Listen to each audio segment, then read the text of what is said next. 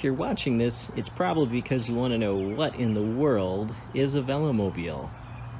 And if you live anywhere in the Bloomington, Minnesota area, you've probably seen this go flying by a few times. Chances of you actually finding this video are probably pretty small, but if you do, let me know in the comments if you've actually seen this.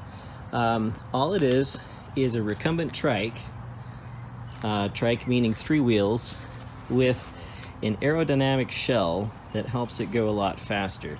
So in the front there are 2 wheels,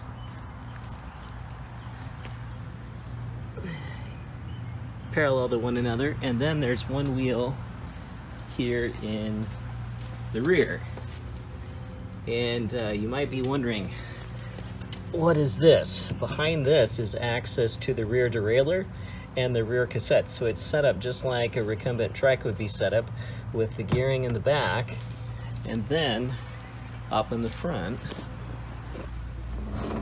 are the pedals. And these are power meter pedals, so that I can attempt to pace myself somewhat. And then there's a front derailleur up there in the front too. This one is a triple chainring. Some have just 2 chainrings, and some really brave people have just 1. It's steered with this. It's kind of hard to remove with one hand. It's steered by twisting this back and forth. The mosquitoes are out here.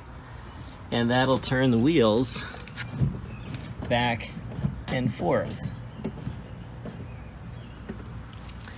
The lever here is for the brakes. Only the front wheels have brakes, and those are drum brakes, mainly because those are a little bit easier to mount and maintain, especially when you have the wheel wells back behind the shell. So there's a seat. It's quite well reclined, and the seat, nastiness, the seat sits up on top of this, and you can adjust the height there. And underneath I've got my tools stored, and underneath here is where the chain runs, and there's an idler up in the front. Get out of there. The idler is right down underneath here. You can see there's a little hump there, and it's underneath there, so it sits underneath the seat.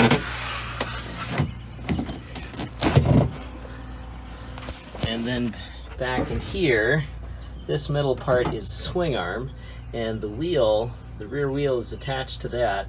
And then up here on the top you can see the shock, so that you can get a little bit of well, it doesn't work with one. It doesn't want to go right now, but there's some shock absorption in the rear. And then in the front, in the wheel wells, wheel attaches, strut attaches up here, and these also have a spring inside, so there's some shock absorption in the front, though it doesn't feel that way on the roads here. And let's see, rear wheel well back behind here. The seat attachment is kind of attached to the wheel well, which is then in turn attached under here. There's a metal piece called a coat hanger that kind of attaches here and along the side. And then there is also an electrical system. I've done some separate videos on that, but there are running lights. They're not particularly bright, but there are some lights on here, front and rear. There are 2 headlights, which I never use because I don't ride in the dark and they're not that bright. So left and right front headlight. And then the part that I thought would be least useful, but has actually become very valuable, are the flashers. and they are quite bright, front and rear. And since being run into at an intersection, I've been running those flashers anytime I'm out riding. And then all of that runs off of this battery. There is a horn, which is incredibly loud. There is this USB port, and then there's also an interior map reading light, which I have never had to use because, again, I don't ride at night. Turn the system off. This one has a couple water bottle holders that I really could take off because I don't use them. I'd rather put some sort of storage space there. And you can also store things back in here. Some people will put some stuff even way back in the back behind the shock, but I don't usually do that. One less mosquito in the world. Dual mirrors with a good view of the back. Neck rest. And that's pretty much what a Velomobile is. I also installed this lift handle in the back that makes it easier to pick it up and maneuver it around, because when I get home, rather than try to turn around, which is hard to do with something this size, turning circle is quite large, I will just pick it up and turn it around, and then I can stuff it in the garage. One other thing I did do that not all Velomobilists use is I built this carbon fiber race hood.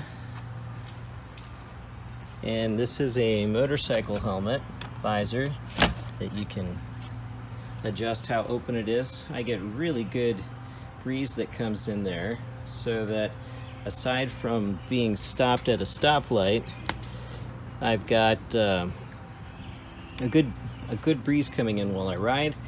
It helps with the aerodynamics, and it keeps me dry in the case of rain, which I don't usually ride in rain, but it also keeps me warm when the temperatures get quite cold.